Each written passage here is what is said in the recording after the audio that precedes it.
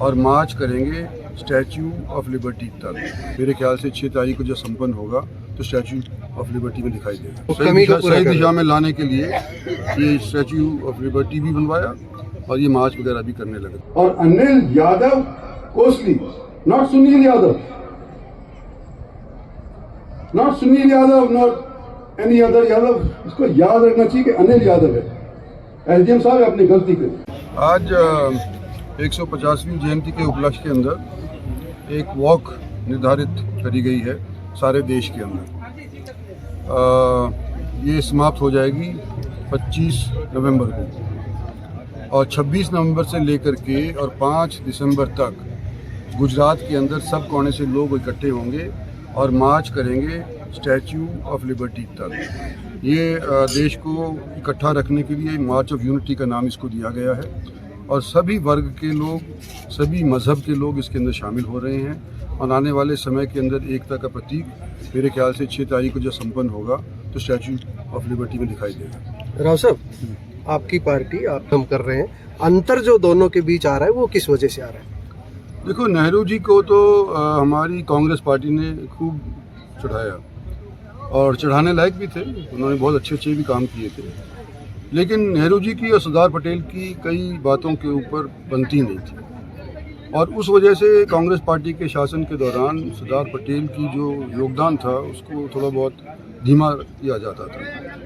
हमारी सरकार और हमारे प्रधानमंत्री, जो हम समझते हैं कि उनके साथ अन्याय हुआ है, उसी को सही दिशा में लाने के लिए ये स्टैचू ऑफ लिबर्टी भी बनवाया और ये मार्च वगैरह भी करने लगे। तो मैं समझता हूँ दोनों बराबर के योगदान थे देश को उन्नति करने के लिए, लेकिन किसी की मैं वो मतलब कम बुराई नहीं करना चाहता या ना किसी की बढ़ाई करना चाहता। ये दोनों अगर नहीं होते उस टाइम के ऊपर तो हमारे देश के अंदर जो आज की स्थिति है वो शायद ना होती या ना प्रजातंत्र होता। कार्यक्रम 150वीं जयंती सरदार वल्लभ भाई पटेल की शुरुआत के अंदर दौड़ हुई हर एक जिले के स्तर के ऊपर। उसके बाद आज के दिन वॉक हो रही है और उसके बाद 26 नवंबर से लेकर के और 5 दिसंबर तक गुजरात के अंदर स्टैच्यू ऑफ यूनिटी के तहत जाने की स्कीम बन रही है। हम याद कर रहे हैं, मन से नहीं कर रहे, हम काम कर रहे हैं लेकिन दिल से नहीं कर रहे। आज हमारा देश आजाद है, संगठित है, तो इसलिए है कि सरदार वल्लभ भाई पटेल ने 566 रियासतें, 562 रियासतें देश के चादर के नीचे लाकर के खड़ी कर दी। 2 रियासतें खास तौर पे उनका जिक्र करना चाहता हूं मैं, एक तो जम्मू और कश्मीर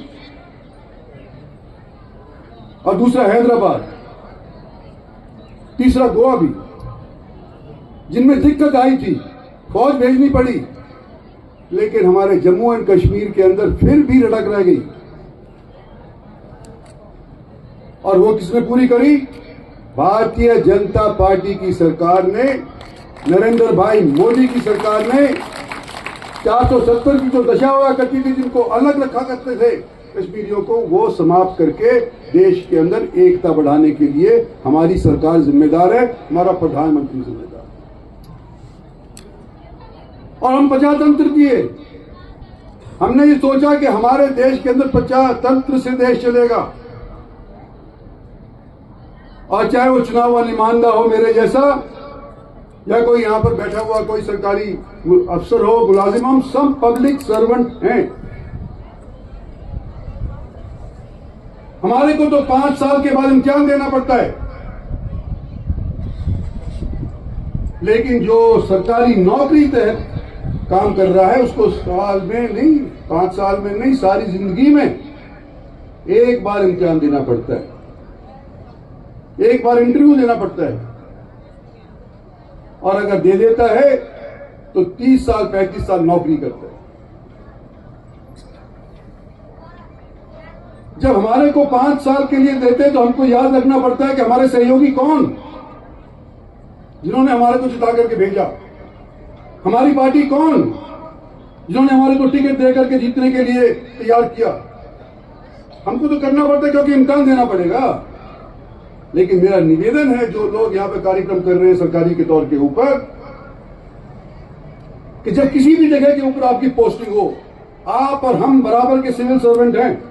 सुप्रीम कोर्ट का आदेश है कि हम सिविल सर्वेंट हैं। लेकिन जो सरकारी नौकरी प्राप्त करके कोई काम करता है तो उसको कम से कम वहां के चुने हुए नुमाइंदों का याद रहना चाहिए नाम।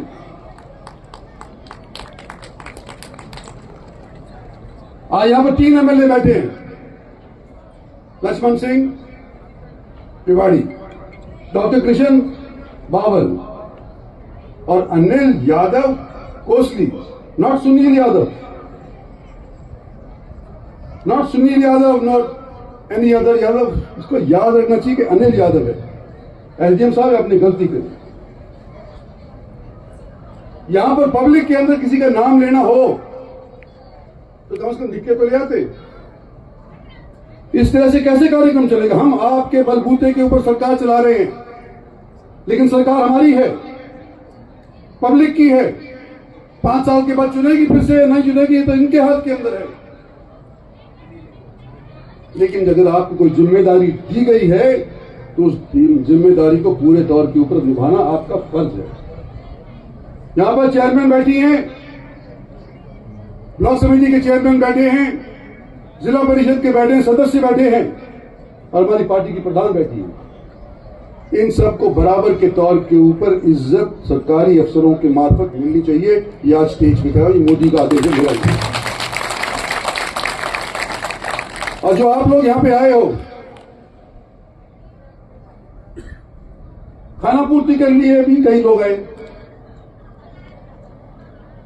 तो यहां आएंगे और वहां गेट के बाद अपनी मोटर में बैठ करके तुरंत भाग जाएंगे। मैं ये उम्मीद कर रहा हूं आप लोगों से कि जब हम 150वीं जयंती मनाने जा रहे हैं तो क्या कुछ लोग हमारे बच्चों के अलावा ये 2 किलोमीटर का फासला तय करेंगे कि नहीं करेंगे? जो करेंगे हाथ खड़े करो, अपना हाथ खड़े करें। रात को अगर आप सोओगे तो शीशे में अपनी शक्ल देख करके सोना कि जो मैंने वायदा पूरा किया कि नहीं किया। आंख के अपने आप से आंख मिला करके और फिर जाकर के सोना कि मैंने वायदा पूरा किया कि नहीं किया, या इंद्रजीत सिंह के सामने ही सिर्फ अपने हाथ उठा करके और सामने घर चले गए।